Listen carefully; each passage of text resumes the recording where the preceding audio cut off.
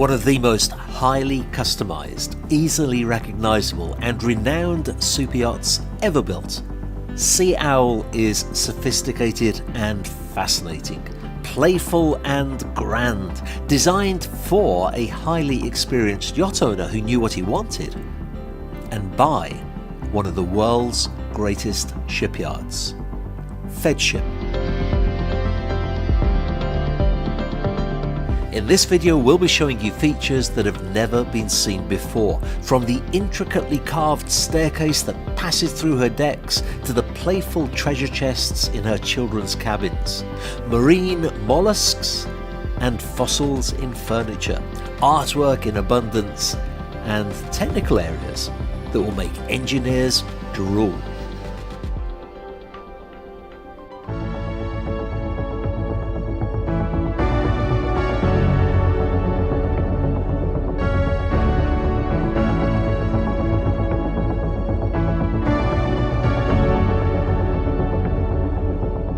The layout of the sundeck provides for an aft terrace area that, at the time of filming, was storing the rescue tender.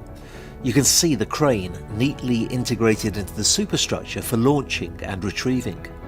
With guests on board, this can be removed, leaving plenty of space to relax and observe the scenery. The large cabinet that you can see there is actually a cleverly designed barbecue unit. The teak deck continues inside the yacht into this magnificent inside-outside dining area.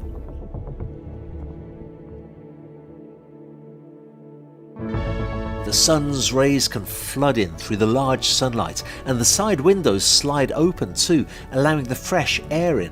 Although on the day we were filming the wind was so strong, we were glad to keep them closed.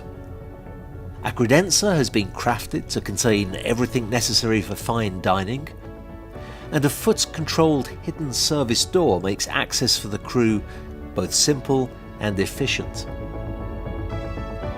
Moving forward, and we find a large lobby with an elevator that passes through the 4 guest decks.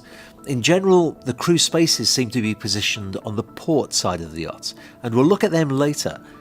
But here we catch our first glimpse of that incredible staircase. And to the forward end of the sundeck, just before the forward door, is a dayhead with a beautiful sink, mosaics and this wonderful mirror.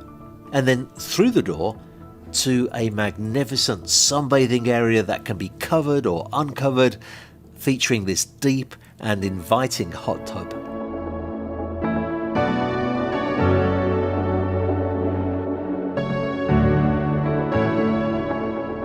On this deck we find ourselves in the highest branches of the staircase tree. The swooping owl takes pride of place, of course, but then you see birds feeding, squirrels leaping, butterflies and insects, caterpillars, and even a couple of sleeping bats hanging from the limbs.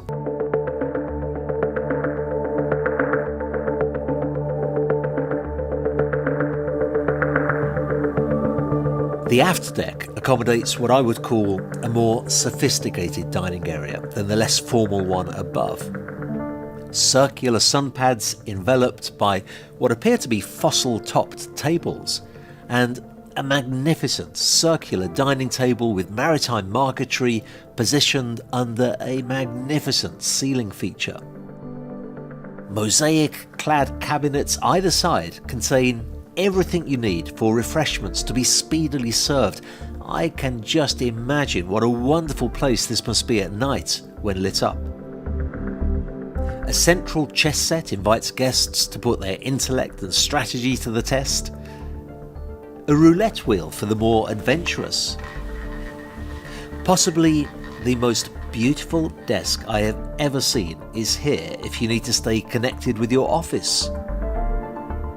And an elegantly concealed television is at your disposal to stay connected with whatever sport or TV series you enjoy watching.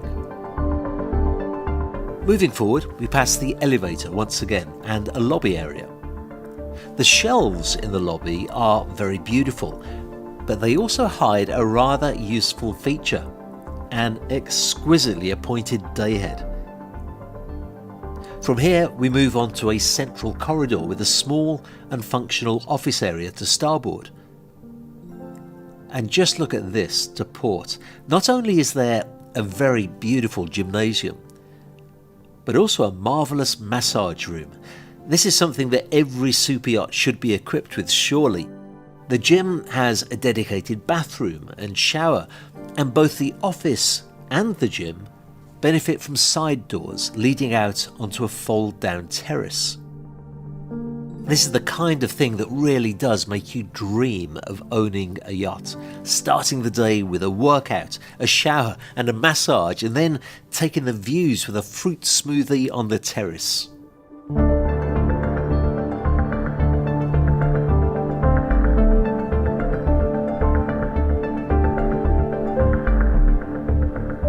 Back to the staircase though, where a lion slumbers with her cubs.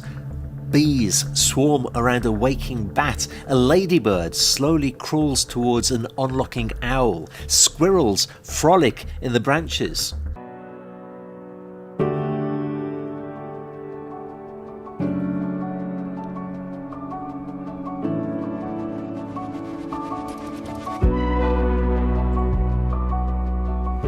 The aft deck is a fairly traditional layout, but there's nothing traditional about the execution. Fluted wooden pillars flank a remarkable dining table topped with this gorgeous green malachite stone. The same finishing is used on these cabinets that are here to ensure that a chilled beverage is never far away. Through the sliding doors though, we discover a whole new world. Somehow a cosy seating area has been created around a faux fireplace in the most magnificent of settings. Rare and prestigious materials marry to form stunningly beautiful objects of functional art that enhance the feeling that you really are relaxing on a very special yacht indeed. Relaxing, maybe listening to live music from the grand piano that fits perfectly into the ambience of this room.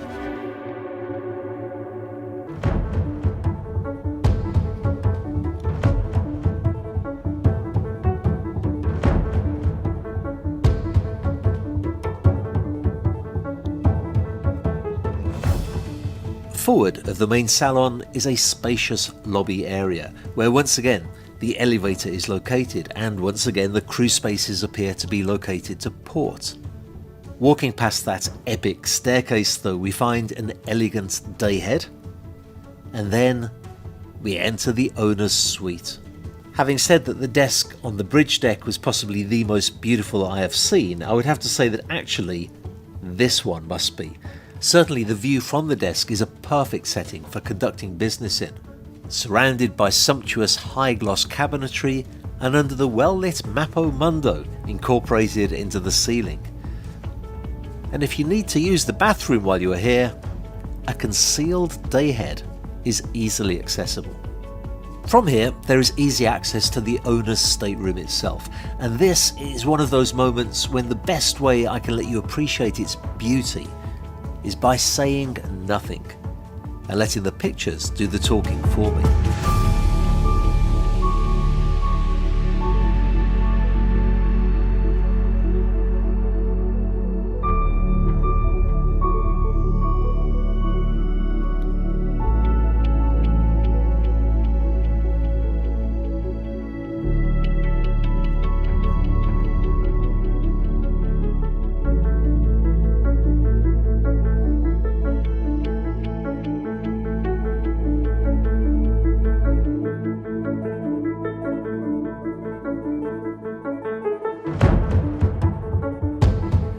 But what was that owl swooping down on?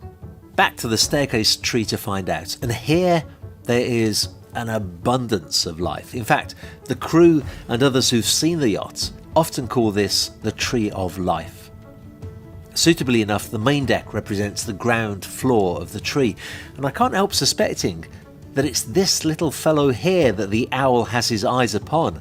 But it doesn't end there as we descend below the Earth's surface and into the roots of the tree, finding rabbits in their warren, subterranean insects, and what appears to be a rattlesnake Deeper and deeper, we find a shrew asleep with its offspring and all kinds of mysterious objects hidden deep within the ground.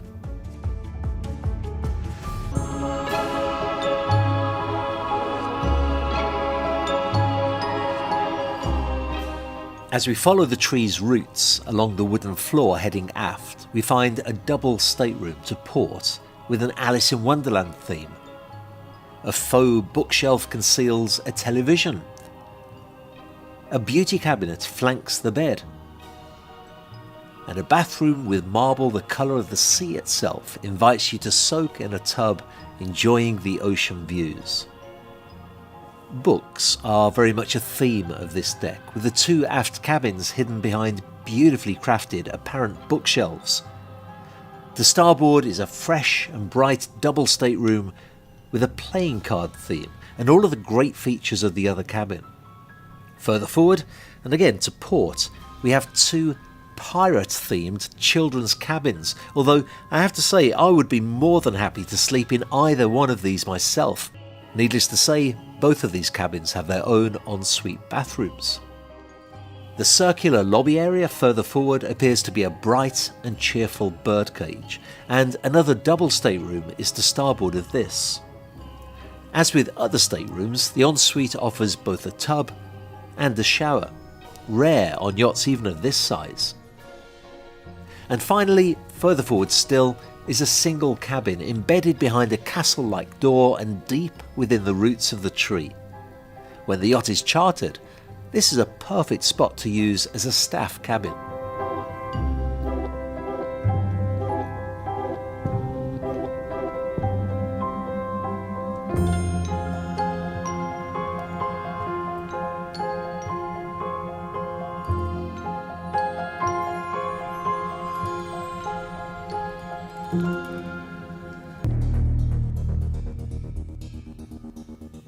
Here the chief engineer's cabin is not only very conveniently located, close to the engine room, but together with the staff cabin it acts as an effective sound buffer between the engine room and the guest areas.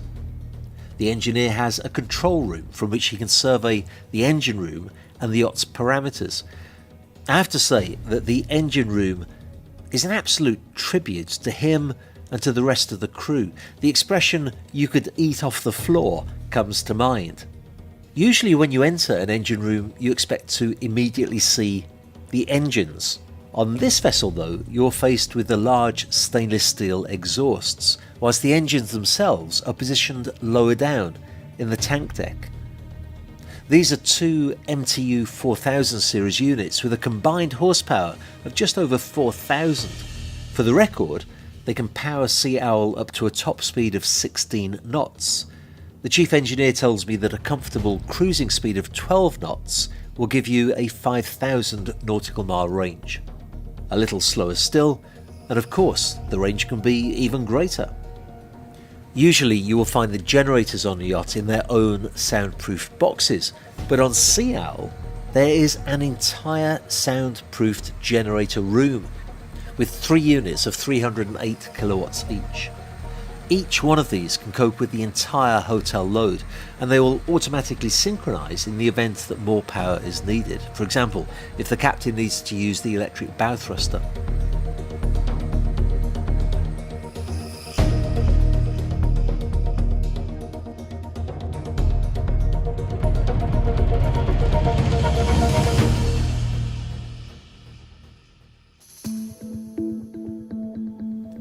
Forward of the engine room and we enter the crew quarters. To starboard is the crew mess and a small galley, although when we had our lunch during filming, the food was served from the main galley. We sat along with most of the crew with plenty of space for everybody.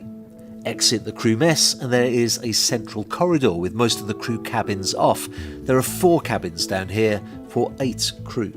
Further forward still, and a short flight of stairs leads to the tender bay. Every area of this yacht has impressed me with the level of cleanliness and order. Sea Owl has 2 custom-built tenders kept here, one limo tender and another open with a hardtop.